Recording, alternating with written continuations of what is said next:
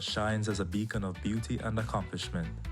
Its diaspora, spanning the globe, carries the spirit of its people far and wide. Where Jamaican roots intertwine with Colombian shores, welcome to this island gem, where the spirit of the land of wood and water finds a new home among the vibrant Raizal community. Yet nestled in the heart of the Caribbean Sea lies San Andreas.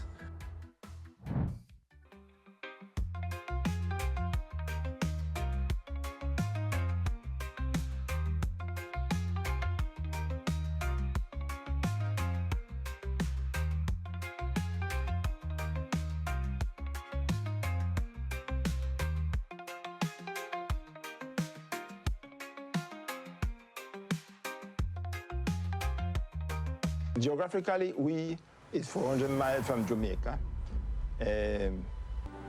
Our people here have been for 400 years growing up. Our people came mostly from Jamaica. The diaspora in that time was going to Panama to work in the canal and in the banana fields from the United Brands. That's the reason why we were more close to Jamaica than to Colombia in all the aspects. They know, the older generation know. But several of them have left here and went to Jamaica and found a family.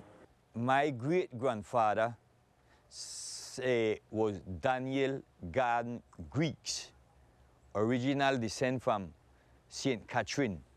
I have my descent from St. James. My great-grandfather was Samuel Stevenson. San Andreas, Colombia, who would have ever thought? Now I have a granddaughter that is half Jamaican and half Colombian by the way of San Andreas. So, you know, San Andreas has become a big part of our family. Man, good morning again, film lovers. Welcome back to Sunrise. So now our next guest is known in the creative space as an internationally published photographer. But when he's not capturing moments, he's telling stories of tradition and culture and connectivity.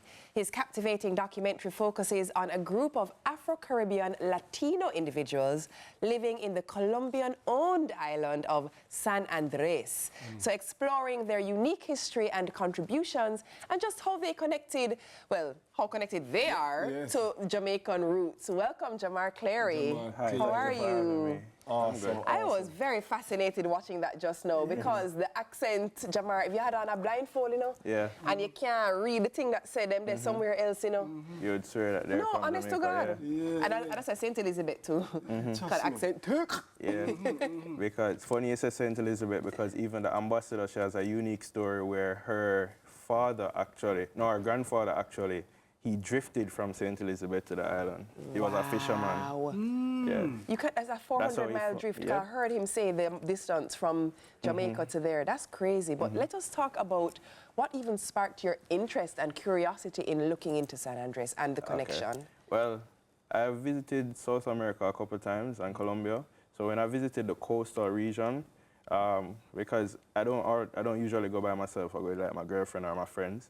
And when when you're around Jamaicans, you talk patois. So people here and like, yo, you know, there's an island over there, so that sounds just like Jamaican. I'm like, what you talk about? And then I start inquire more. And then when I came back, because I studied film at the University of the West Indies, and the director actually went to the island. So he told me about the island. I'm like, all right, for my final film, I feel like I might do a documentary on it. Didn't know how it was going to come together or anything. And it ended up coming together because the now ambassador, she was the general manager for the TV station on the island that I partnered with Islas. And she helped to organize everything. And when I went over there, it's like I didn't want to leave. Felt like I was in Jamaica. Yeah, you know, the mix, you know, them say, if I read Jamaica in it, I say it differently, but I mean... If I egg win at the red. If I egg win, thank you. If I egg win at the red.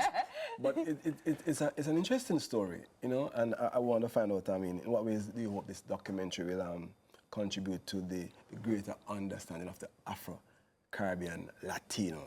That's even interesting by itself, Afro-Caribbean Latino identity. I know, right?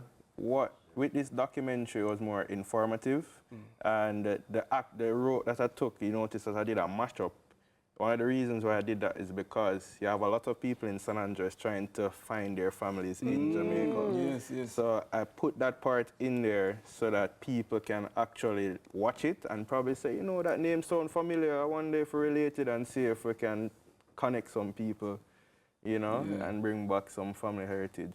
But I want this documentary to bring more awareness to the diaspora and you would call them the unknown areas that the diasporas are because...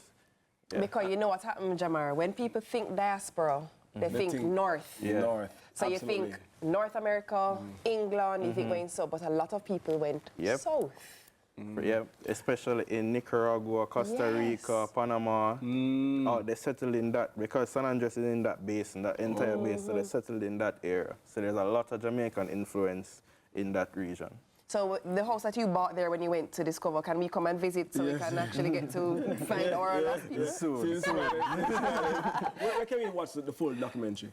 All right, so if you're in North America, it's going to premiere at the Silicon Valley African Film Festival tomorrow, actually, at 2 p.m. LA time. Right? I'm working on a Jamaican screening, but because it's film day, I feel like it should be film weekend. So I feel like I'm going to put a shortcut on YouTube for anybody who wants to watch it, can just view it. And fascinating stuff, Jamar. Thank you. Excellent stuff. Listen, that was Jamar Cleary, internationally published. Jamar Cleary. Yes, sir. Thank you very clearly much. He's talented. Clearly, he's internationally published photographer and filmmaker. We've hit the halfway mark here in Sunrise, so that means it's time for a quick intermission. TK is on standby with the news, so you stick and stay also. Intermission time, yeah?